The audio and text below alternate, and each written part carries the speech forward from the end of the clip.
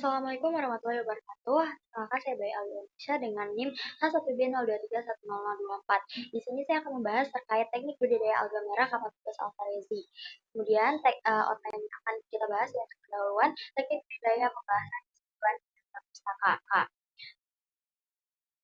Nah, apa itu rumput laut? Rumput laut merupakan rumput yang tersebar di seluruh wilayah perairan Indonesia dan menjadi salah satu jenis komoditas unggulan budidaya di Indonesia. Berdasarkan FAO tahun 2010, terdapat sebanyak 33 spesies tanaman air yang dibudidayakan dan diperdagangkan di dunia. Rumput laut Indonesia dihasilkan dari hasil budidaya di laut, tambak, dan dari alam. Berdasarkan data Kementerian Kelautan dan Perikanan, produksi rumput laut Indonesia berasal dari hasil budidaya sekitar 99,7%. Apa itu alga? Alga merupakan tumbuhan tingkat rendah dan sebanyak 88 jenis alga ditemukan di perairan Indonesia dan seluruh alga di dunia. Nah, fungsi alga sendiri itu salah satunya adalah sebagai sumber makanan hewan laut, penyedia karbonat, pengokos substrat dasar bagi stabilitas dan kelanjutan terumbu karang, mampu menunjang kebutuhan hidup manusia dalam bahan pangan industri, serta memberikan sumbangan bagi kehidupan hewan akuatik. Keanekaragaman alga merah di Indonesia sangat melimpah yang dimanfaatkan dan dibudidayakan sebagai bahan makanan atau obat-obatan. Alga merah dapat dibagi menjadi dua subfilum yaitu Cyanidiopitina dan Rufetina, dan juga terdapat 7 kelas alga merah. Alga merah sendiri merupakan salah satu kelompok eukaryotik tua yang memiliki ciri khas tidak mempunyai flagela pada siklus hidupnya, memiliki warna merah muda sampai merah terang, ungu dan coklat tua yang berasal dari pigmen fitobilen, dan juga memiliki kandungan vitamin, mineral, serat, natrium, kalium, dan senyawa bioaktif berupa hasil metabolit sekunder serta nutrisi penting yaitu pigmen. Nah, Capabicus alvarezi merupakan salah satu spesies alga merah yang banyak dibudidayakan di perairan Indonesia karena mempunyai potensi kerajinan sebagai psikokoloid, serta teknik budidaya yang mudah dan murah. Capabicus alvarezi kaya akan pigmen fotosintesis dan pigmen lainnya seperti klorofil, alfa-karotin, beta-karotin, pikobilin, neozatin, dan zeantin. Berikut merupakan gambar dari alga merah Capabicus alvarezi. Selanjutnya yaitu teknik budidaya. Metode yang digunakan yaitu metode budidaya longline kombinasi keramba jaring apung. Yang pertama adalah persiapan lahan budidayanya. Digunakan keramba jaring apung berukuran 100 x 7 cm yang terbuat dari paralon dan jaring dan terdapat masing-masing dua pelampung pada dua sisi keramba yang dibuat dari botol plastik berukuran 1,5 liter berisi styrofoam. Terdapat 5 tali ris di keramba jaring apung yang setiap satu tali terdapat 5 titik untuk mengikat keramba pada tiang di laut supaya tidak terbawa arus dan ombak. Yang kedua yaitu persiapan bibitnya, digunakan bibit dengan kualitas baik dengan berat awal bibit sebanyak 153 gram per titiknya.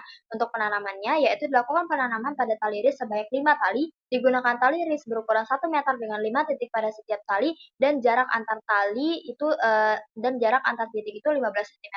Apabila alga telah terikat pada tali, maka tali diikat pada keramba jaring apung.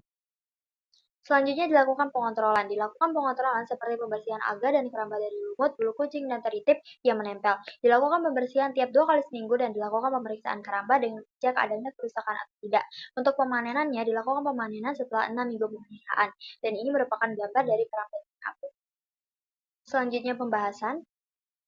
Metode yang digunakan adalah metode longline yang dimodifikasi menggunakan keramba jaring apung atau KJA yang digunakan pada permukaan laut. Kelebihan dari metode ini yang pertama yaitu tidak mudah patah diterjang ombak, tidak dimakan ikan karena terdapat jaring ini, tanaman dapat terbebas dari hama bulu babi dan juga ongkos material yang lebih murah. Nah, Capabicus alvarezi itu berdasarkan penelitian dilakukan oleh Saman dan Ahmad 2023, alga merah Capabicus alvarezi itu ditemukan pada kedalaman 5 meter, 10 meter, 15 meter, dan 25 meter. Nah, pada kedalaman 5 meter dan 15 meter banyak ditemukan kondisi substrat, patahan karang, dan berpasir yang dapat mendukung pertumbuhan dan perkembangan alga merah. Sebaran alga merah dapat dipengaruhi oleh substrat berpasir dan karang, parameter lingkungan seperti nutrien, keterangan perairan, intensitas cahaya matahari, suhu, dan pH, pemangsanya seperti ikan, penyu, dan bulu babi. Berikut merupakan tabel parameter kualitas air pada budidaya alga merah Capabicus alvarezi. Parameter yang pertama yaitu suhu, merupakan parameter yang sangat mempengaruhi fisiologis alga merah yang meliputi proses fotosintesis, respirasi, dan proses metabolisme yang dapat mempengaruhi proses pertumbuhan dan reproduksi organisme. Berdasarkan SNI 2011, suhu standar untuk budidaya alga merah berkisar antara 26-31 derajat Celcius, di mana alga merah mampu tumbuh dan berkembang dengan baik pada suhu tersebut. Nah, suhu yang tinggi dan rendah dapat dipengaruhi oleh intensitas cahaya matahari serta pertukaran panas antara air dan udara di sekelilingnya. Suhu yang rendah itu akan menyebabkan pertumbuhan alga merah yang menurun dan aktivitas biokimiawi yang terhenti. Sedangkan suhu yang tinggi akan menyebabkan talus menjadi pucat kekuning-kuningan sehingga alga merah tidak berkembang baik serta menurunnya aktivitas enzimatik yang berbahaya bagi mekanisme biokimiawi alga. Selanjutnya yaitu salinitas. Salinitas merupakan parameter yang menentukan pertumbuhan rumput laut pada lingkungan budidaya dan tekanan osmotik antara alga merah dan perairan. Salinitas yang optimal untuk budidaya alga merah berkisar antara 28 sampai 34 klorofil. Salinitas yang tinggi dapat disebabkan oleh musim kemarau yang dimana intensitas curah hujan relatif kurang. Nah, salinitas yang terlalu tinggi atau terlalu rendah dapat menyebabkan gangguan proses fisiologis. Logam merah biasanya hidup di laut dengan kisaran salinitas 30-32%, tetapi banyak jenis makroalga juga hidup pada kisaran salinitas 28-34%. Yang ketiga adalah kecerahan air. Kecerahan perairan memiliki hubungan dengan penetrasi cahaya matahari yang masuk dalam perairan dan dimanfaatkan oleh alga merah untuk fotosintesis. Kecerahan perairan yang baik adalah lebih dari 100 cm. Berdasarkan SNI, kisaran maksimum kecerahan budidaya alga merah adalah 113,8 sampai 136,67 cm. Kecerahan yang rendah menandakan bahwa cahaya matahari yang masuk ke perairan itu kurang. Kecerahan dapat dipengaruhi oleh cuaca, waktu pengukuran, kekeruhan, dan ketelitian pengukuran. Air yang keruh dapat menghalangi cahaya matahari yang masuk ke air dan membuat fotosintesis terganggu. Kemudian air yang jernih dengan tingkat transparansi tidak kurang dari 5 meter dikatakan cukup baik untuk pertumbuhan alga merah. Yang keempat adalah derajat keasaman atau pH, yang merupakan faktor kimia untuk menentukan pertumbuhan alga merah. Berdasarkan SNI, kisaran pH optimum untuk Capapicus alvarezi adalah 7,0 sampai 8,5.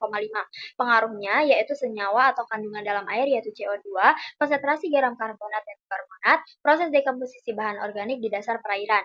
pH yang rendah dapat menekan laju pertumbuhan, tingkat keasaman yang mematikan, tidak ada laju reproduksi, dan mobilitas senyawa logam berat yang memiliki sifat toksik. Nah, pH yang tinggi itu dapat menyebabkan keseimbangan konsentrasi amonium dan amoniak terganggu, di mana keduanya bersifat sangat toksik. Perairan yang sangat asam ataupun basam dapat bahaya bagi kehidupan organisme dan menyebabkan gangguan metabolisme serta respirasi. Selanjutnya yaitu kecepatan arus. Arus air berperan dalam transport nutrien dan memberikan kemudahan penyerapan nutrien. Kisaran arus optimal budidaya alga merah adalah 0,2 sampai 0,4 meter per detik. Pergerakan arus yang terlalu keras dapat berbahaya bagi kehidupan alga merah. Arus yang terlalu tinggi akan membuat penyerapan unsur hara kurang maksimal. Kemudian arus yang terlalu pelan itu dapat mengganggu penyerapan zat hara perairan serta epifit-epifit yang menempel semakin banyak menjadi kompetitor untuk mendapatkan nutrien. Fungsi dari kecepatan arus ini sendiri yaitu untuk mensuplai zat hara, membantu dalam penyerapan, membersihkan kotoran yang melekat, dan mengontrol kesuburan terhadap lokasi budidaya alga merah. Selanjutnya yaitu kedalaman perairan yang merupakan faktor yang mempengaruhi penyerapan cahaya alga merah karena berpengaruh pada fotosintesis untuk menghasilkan bahan makanan. Kisaran kedalaman perairan yang optimal untuk budidaya adalah 2,0 sampai 15 meter. Selanjutnya yaitu nitrat yang merupakan unsur hara yang penting dalam proses pertumbuhan alga merah yang berfungsi sebagai penyusun protein dan pembentukan klorofil. Kemudian nitrat yang kurang itu dapat menyebabkan fotosintesis tidak berjalan optimal dan akan berpengaruh pada proses pertumbuhan. Konsentrasi nitrat yang tinggi di perairan biasanya dipengaruhi oleh sampah organik dari rumah tangga dan dapat menyebabkan terjadinya eutrofikasi. Yang terakhir adalah fosfat, yang berperan dalam proses pertumbuhan alga merah karena merupakan salah satu unsur hara yang penting dalam metabolisme sel dan kesuburan perairan. Kisaran kandungan fosfat untuk budidaya alga merah adalah 0,02 sampai 1,0 mg per liter. Nah, fosfat yang diserap oleh alga merah biasanya adalah ortofosfat.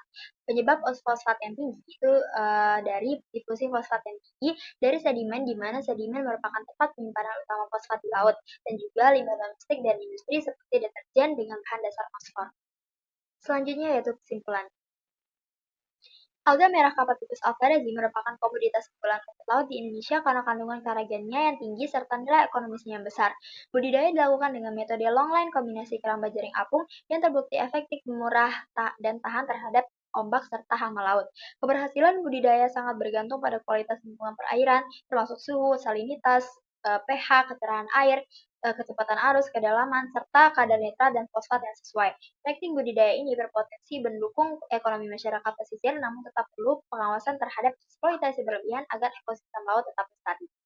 Selanjutnya daftar pustaka. Ini merupakan daftar pustaka yang saya gunakan. Apabila ada yang ingin bertanya, silakan bertanya di kolom komentar. Terima kasih.